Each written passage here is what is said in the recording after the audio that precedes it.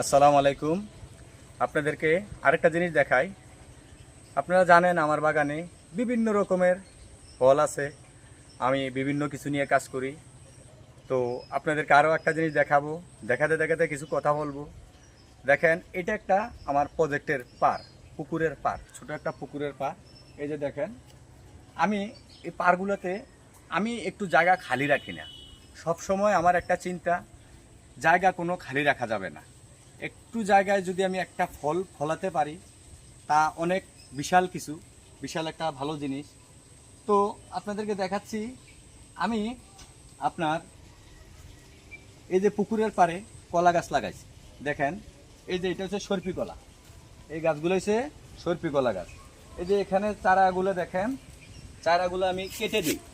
কেন কেটে দেই তার জন্য আপনাকে আমি বলছি। এই যে এটা আগে কাটছিলাম, এখন আবার দ্বিতীয়বার কেটে দিচ্ছি। কেন কেটে দেই, এই যে এখানে দেখেন, এই যে একটা গাছ, এই যে গাছ, এই গাছটাতে একটা কলার ছড়ি আছে। দেখেন, এটা হচ্ছে সরপি কলা। তো আপনার এই সরপি কলাটা যতদিন এটা বাতি না হয়, পুরাট না হয়, পাকার উপযোগী না হয়, ততদিন আপনার এই যে গাছগুলা, এই চারাগুলা এগুলো কেটে দেওয়া লাগে।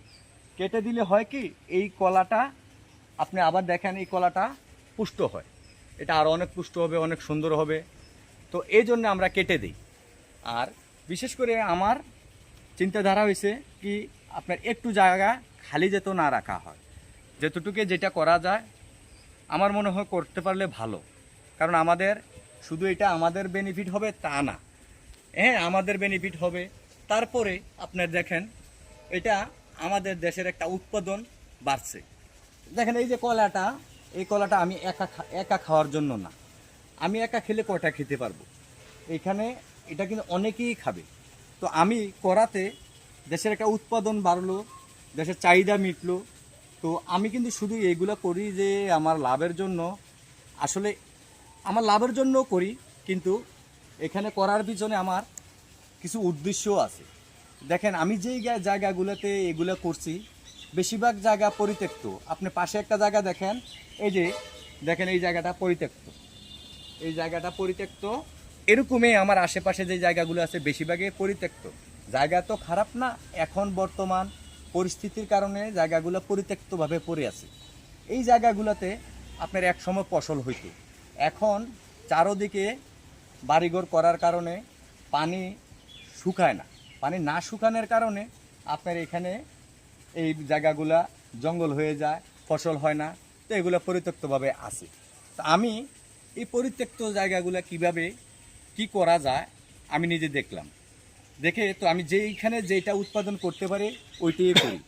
এই যে দেখেন, আপনাদেরকে দেখাইলাম, এই পরিত্যক্ত জায়গা থেকে আপনার এই যে কলার ছড়িটা, এটা দেখেন, এটা এখানে আমি যেই জায়গায় করছি, এই জায়গার মালিকের কখনোই চিন্তা ছিল না এখানে এমন একটা কলার ছড়ি হবে।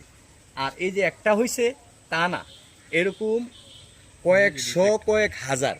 হ্যাঁ, এই যে আরেকটা কলার ছড়ি দেখেন, এটা আপনার আমি এখানে আসতে দেরি হয়েছে। আমি বিভিন্ন সাইট নিয়ে কাজ করি, এটা পানিতে পড়ে গেছে, পড়ে পানির কারণে এটা পচে গেছে। তো এটা আমার ফেলে দেওয়া লাগছে।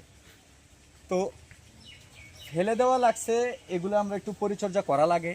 হয়তো সবসময় আমরা পারি না, আমি পারি না ব্যক্তিগতভাবে। আমার খামার নিয়ে আমি চারদিক নিয়ে গরু, ছাগল, হাঁস, মুরগি সব কিছু নিয়ে ব্যস্ত থাকি, তারপরেও করি। হ্যাঁ, তো আপনাদেরকে দেখাইলাম মূলত এই কারণগুলা। যে দেখেন, এই যে কলা গাছটার কথাই বললাম আপনাদেরকে, মালিক কখনো চিন্তা করে নাই, জায়গার মালিক কখনো চিন্তা করে নাই এখানে এরকম একটা ফল ফলানো যাবে।